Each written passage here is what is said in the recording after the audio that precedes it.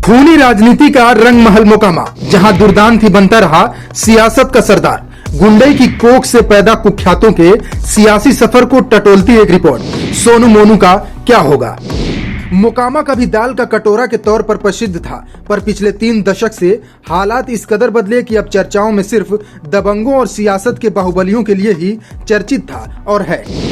बिहार की सियासत में 90 के दशक से ही बाहुबलियों का जोर रहा है, लेकिन कभी दाल का कटोरा के तौर पर प्रसिद्ध रहे मोकामा में 80 के दशक में ही इलाकाई दबंगों के राजनीति में दमदार भूमिका निभाने की शुरुआत हो गई थी। मोकामा विधानसभा की सियासत पर पिछले 30 सालों से बाहुबलियों का ही कब्जा रहा है। यह जोर आज भी है। 2025 में भी दिन दूनी रात चौगुनी तरक्की के साथ बदस्तूर कायम है।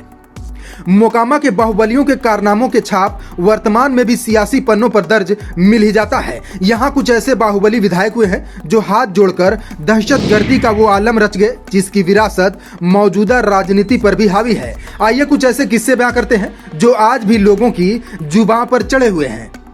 बैलेट को मिला बुलेट का साथ। उस दौर में जब देश में चुनाव बैलेट पेपर से होता था, सन 1980 विधानसभा चुनाव में श्याम सुंदर सिंह धीरज कांग्रेस के सीताराम केसरी गुट से चुनाव लड़ रहे थे। यह वही दौर था जब राजनेता अपनी जीत के लिए बाहुबल का सहारा लेने लगे थे। सूबे में बूथ कैप्चरिंग अपने चरम पर था। तब पहली बार श्याम सुंदर सिंह धीरज ने उस दौर में अपराध जगत के बड़े नामों में शुमार हो चुके और पूरे मोकामा एरिया में अपनी दबंगई की वजह से बड़े सरकार के तौर पर विख्यात हो चुके दिलीप सिंह की मदद ली। उन्होंने खुलकर सपोर्ट किया और धीरज चुनाव जीत गए। सियासत के जानकारों की माने तो ये औपचारिक तौर पर पहली बार था जब मोकामा की सियासत में बाहुबलियों की खुलेआम एंट्री हुई थी। मोकामा पर रहा बाहुबलियों का कब्जा, लेकिन श्याम सुंदर सिंह धीरज को यह गलती बहुत भारी पड़ गई और राजनीति में आपराधिक छवि के दबंगों को तवज्जो देने की उनकी कवायद उनको ही बड़ी भारी पड़ गई। कभी सहयोगी रहे पहलवान ने ही प्रतिद्वंदी बनकर 1990 के विधानसभा चुनाव के रण में श्याम सुंदर को 20,000 से ज्यादा वोटों से चारों खाने चित करने में सफल हो गया। यही नहीं, लगातार दूसरी बार भी यानी 1995 के चुनाव में भी धीरज को पछाड़ दिया। तब लालू यादव ने इनाम के तौर पर दिलीप सिंह को मंत्री बना दिया। नतीजतन अब तक अपनों के बीच ही बड़े सरकार के तौर पर संबोधित होने वाले दिलीप सिंह पूरे मोकामा ही नहीं अखबारों में भी इसी उपनाम से प्रसिद्ध होने लगे। वहीं श्याम सुंदर धीरज ने ही दिलीप सिंह को पाला पोसा था और दिलीप ने ही श्याम सुंदर को चुनावी मात दी। इससे श्याम सुंदर सिंह धीरज पूरी तरह बौखला गए। फिर उनकी नजर दिलीप गैंग के सूरजभान सिंह पर पड़ी, जिसे जुर्म की दुनिया पर राज करने का फितूर जुनून इस हद तक सिर पर सवार था। दिलीप सिंह के मंत्री बन जाने के बाद यह सियासत में व्यस्त हुए। इधर सूरजभान सिंह का सूरज उदय हुआ। तब धीरज बेहद करीने से विषाद बिछाकर दिलीप सिंह के उस दौर के सबसे चर्चित शागिर्द रहे सूरजभान सिंह को उनसे अलग करने में सफल रहे। फिर 1998 में अपनी गिरफ्तारी के बाद सूरजभान ने भी अपराध जगत के सूरमा से माननीय बनने की कवायद के तहत जेल से साल 2000 में मोकामा से विधानसभा का चुनाव लड़ने का पर्चा दाखिल कर दिया। उस वक्त तक उनके ऊपर बिहार और यूपी में कुल 26 आपराधिक मामले दर्ज हो चुके थे। अपने पहले ही चुनाव में ही अपने गुरु दिलीप सिंह को 70,000 वोट से हराकर मोकामा को दाल नहीं दबंग पसंद है कि चर्चा को मजबूती प्रदान कर दी। लेकिन अपनी बढ़ती राजनीतिक महत्वाकांक्षा के तहत विधानसभा का चुनाव जीतने के बाद 2004 में वह रामविलास पासवान की लोक जन शक्ति पार्टी के टिकट से बलिया बिहार के सांसद बन गए।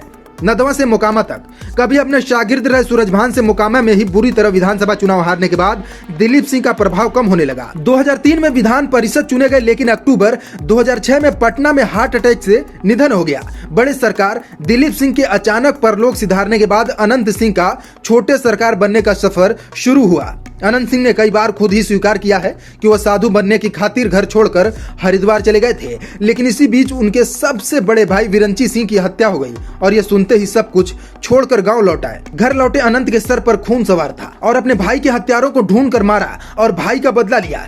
इसके बाद तो अनंत सिंह का जराइम की दुनिया में सिक्का चलने लगा और अपराध जगत में बहुत तेजी से आगे बढ़ने लगे, तो दुश्मनों की तादाद भी बढ़ने लगी। इसी क्रम इनकी दुश्मनी अपने ही रिश्तेदार विवेक पहलवान से हो गई। नतीजतन दोनों के बीच वर्षों तक खूनी संघर्ष चला। अनंत सिंह पर जानलेवा हमला भी हुआ, लेकिन तमाम झंझावातों को झेलते हुए आखिरकार वर्ष 2004 के लोकसभा चुनाव का वक्त आया और बाहुबली अनंत की सियासत में एंट्री की पटकथा लिख दी गई। जरायम से सियासत तक वर्तमान मुख्यमंत्री उस दौर में बाढ़ लोकसभा क्षेत्र से अपनी किस्मत आजमा रहे थे और उनकी जीत सुनिश्चित करने की खातिर उनके सिपह सलारों में से एक बाहुबली बन चुके अनंत सिंह की मदद ली। नतीजा फलदायक रहा और अनंत को इसका फायदा वर्ष 2005 के विधानसभा चुनाव में मिला। जेडीयू ने अनंत सिंह को मोकामा से पार्टी का सिंबल थमा दिया और तब अपने दिवंगत बड़े भाई की सीट पर उन्होंने सूरजभान समर्पित लोजपा पार्टी के उम्मीदवार नलिनी रंजन शर्मा उर्फ ललन सिंह को हराकर फिर से एक बार अपने परिवार का सियासी वर्चस्व स्थापित कर दिया।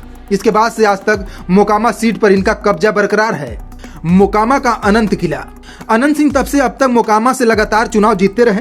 उन्होंने जब जिस दल का हाथ पकड़ा उसे जीत नसीब हुई। राजद और जदयू के साथ हुए तो भी और निर्दलीय मैदान में उतरे तो भी जीत दर्ज की है। साथ ही अनंत सिंह जैसे जैसे सियासी मजबूती हासिल करते गए वैसे वैसे उनके जुर्मों की फाइल भी मोटी होती गई। 2020 विधानसभा चुनाव के दायर हलफनामे के मुताबिक उन पर हत्या की कोशिश के 11 और जान से मारने की धमकी के 9 केस सहित कुल 38 एफआईआर दर्ज हैं। कुछ मामलों में उनकी रिहाई भी हुई है, जिसमें पुलिस द्वारा अनंत सिंह के घर पर छापा मारकर एक AK-47 राइफल और बुलेट प्रूफ जैकेट बरामद करने का अति चर्चित मामला भी है। इस मामले में एक अदालत ने अनंत सिंह को 10 साल की सजा सुनाई थी।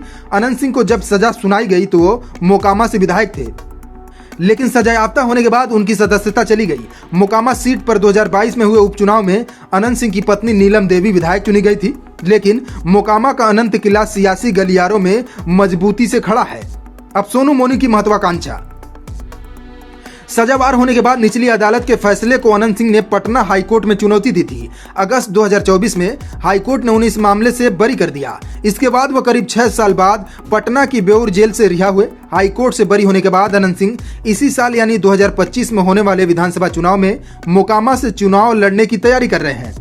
लेकिन इस बीच मोकामा के नौरंगा जलालपुर गांव में हुई गोलीबारी की घटना ने उनके चुनाव लड़ने की उम्मीदों को तगड़ा झटका लगा है। दर्ज एफआईआर में नामदर्ज होने के बाद पूर्व विधायक ने बाढ़ कोर्ट में आत्मसमर्पण कर दिया है। कोर्ट ने 14 दिनों की न्यायिक हिरासत में उन्हें बेऊर जेल भेज दिया है। इसी बीच में हुई खूनी भिड़ंत में ताबड़तोड़ फायरिंग की घटना ने सियासी जोर पकड़ लिया है। विपक्ष लगातार सरकार पर हमलावर है। वहीं दूसरी तरफ क्योंकि अभी यह तय नहीं है कि अनंत सिंह को जेल से रिहाई कब होगी, वहीं दूसरी तरफ बाहुबली अनंत सिंह सरेआम दुश्मनी मोल लेने वाले सोनू मोनू की भी राजनीतिक महत्वाकांक्षा है। ये दोनों भी मोकामा विधानसभा क्षेत्र के ही निवासी हैं और इलाके में नामवर दबंग और बाहुबलियों में शुमार किए जाते हैं। उनकी मां हेमजा ग्राम पंचायत के मुखिया है, लेकिन सोनू मोनू की मंजिल बिहार विधानसभा है। उनके इस रास्ते में अनंत सिंह सबसे बड़ी बाधा है। इसलिए कभी छोटे सरकार के ही शागिर्द रहे ये दोनों लड़के अनंत सिंह को ललकार रहे हैं। यानी फिर एक बार मोकामा के चुनावी महाभारत में दबंगों के ही सियासी टक्कर की पटकथा लिखी जा रही है।